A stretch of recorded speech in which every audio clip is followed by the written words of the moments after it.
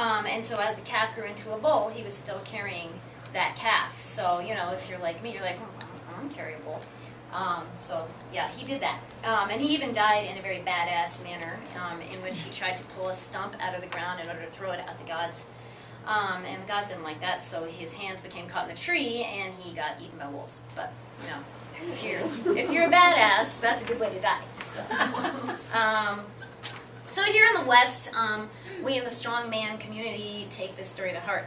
Every strongman envies this guy and wants to lift heavy stuff off the ground. So we want to become bigger and stronger and faster and more intimidating. And I am not immune to this either. This is what I do for a living. I lift very heavy things off the ground. China is a little different about this kind of thing. The Chinese goal is not about vanity, but more about self-preservation and health building.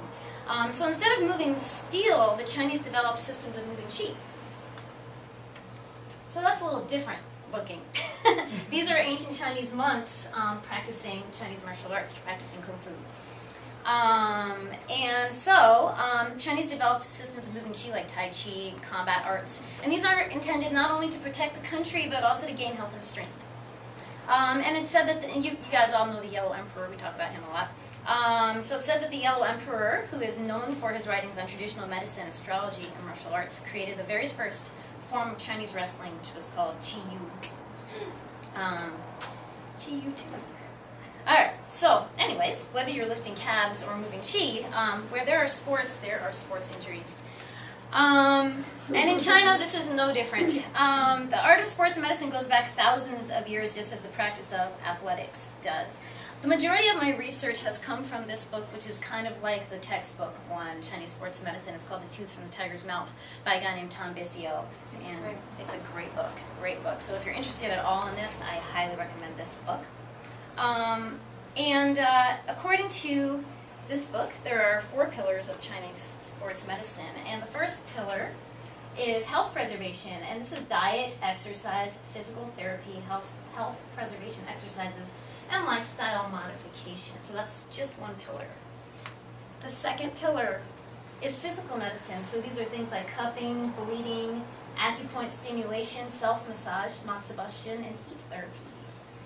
Okay? The third one is external herb therapy, and this is, I'm going to be talking about this today. We're going to be talking about poultices and plasters, liniments, and herbal soaks. And also, there's internal herb therapy, which I'm going to talk about a little bit today, and that's to break up accumulations of qi, blood, and fluids, to drive out and disperse accumulations of cold, wind, and damp, to stimulate the body's natural healing response, and to strengthen the sinews and the bones. All with me so far? Yes. All right then. I gotta double check, you know.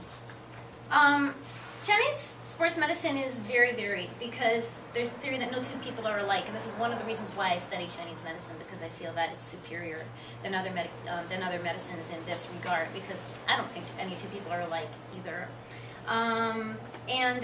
Many conditions require more than one therapy, so you may be using all of these pillars to treat a certain ailment, whereas in Western medicine we still have a Band-Aid on it. Unless it's more important.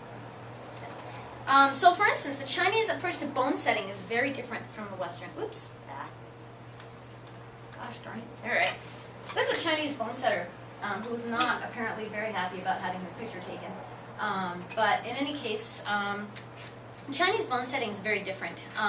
In the Western approach, there's an X-ray, there's a cast, maybe there's some surgery, and then there's rest. But Chinese bone setting, it goes back well over 3,000 years ago. It's even featured greatly in ancient works like the 1,000 Golden Essential Prescriptions. And the technique of using small splints to hold the bones in place was begun in China. And a lot of times they actually use, you know, when you break a leg out here, they put a hard cast on you and you're not allowed to move for 6 weeks or so. In China, they tend to put a soft cast on you because they want to encourage movement, and they also want to encourage massage therapy, so they want to get that circulation going as soon as possible, and they tend to heal much faster. So there's a couple of different stages of breaks. In the acute stage of the break, that's when it first starts, right? Nothing cute about it. The attention is focused on promoting the flow of blood and qi while reducing the signs of trauma like inflammation and discoloration. And depending on the severity of the break and the tolerance of the patient, you may be massaging above and below the break. And you may be using an herbal poultice like Sangwan-san, which is called herbal ice. You can make your own. There's a recipe from it in this book. Or you can buy it handy dandy already made for you like this. And basically this is superior to ice. China, they don't tend to use ice. There's a saying in China where they say ice is like death or something like that. Ice is for dead people, I believe, is what it comes out to be. And basically the theory is when you put ice on something, well, look at what happens to water when you freeze it, right? It doesn't move anymore. And the idea is not to make things stop moving. The idea is to make things continue to move. So the herbal ice actually helps things continue to move while providing all the anti-inflammatory properties that ice provides. So the Chinese theory is that ice actually prevents healing to some degree. So provided the break didn't puncture the skin, you'd use something like that, and you might use some acupuncture points on the ears and on the body if possible. And as soon as movement is possible, you start exercising. And that may just be tightening the muscle a little bit. But as soon as you can put weight on it, you start moving it with weight on it. Whereas in the West, generally, it's like, no, just keep the leg up for a while. And then it atrophies, and then you have to go to physical therapy. So if proper stage was taken in the acute stage, the bones will begin to heal, and then they'll enter the knitting stage of the break. And the goals here are to encourage the bones to mend and to remove any leftover stasis and minimize atrophy. Bone knitting powder is usually used for that. Sorry, it's kind of a crabby picture,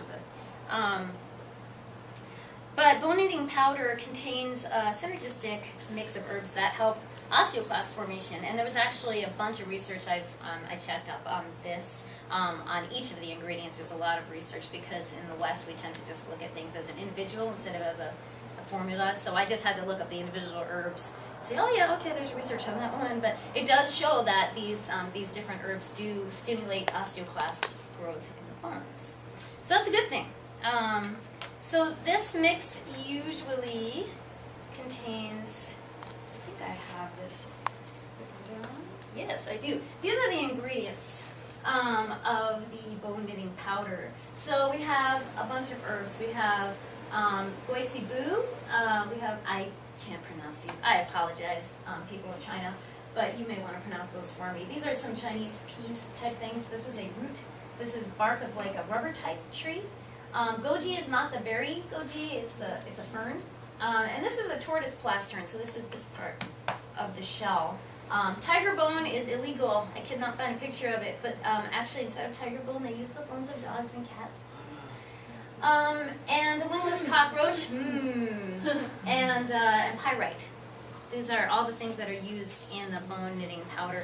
It is not a vegan substance, unfortunately. So silks will become important at this stage, where the sinew injuries are involved. So many herbs that are commonly used to relax the muscles in a soak can actually interfere with the healing of a fracture. So you don't want to use a relaxing soak for this. Herbs like zirantang and tubeichong, I apologize, are used to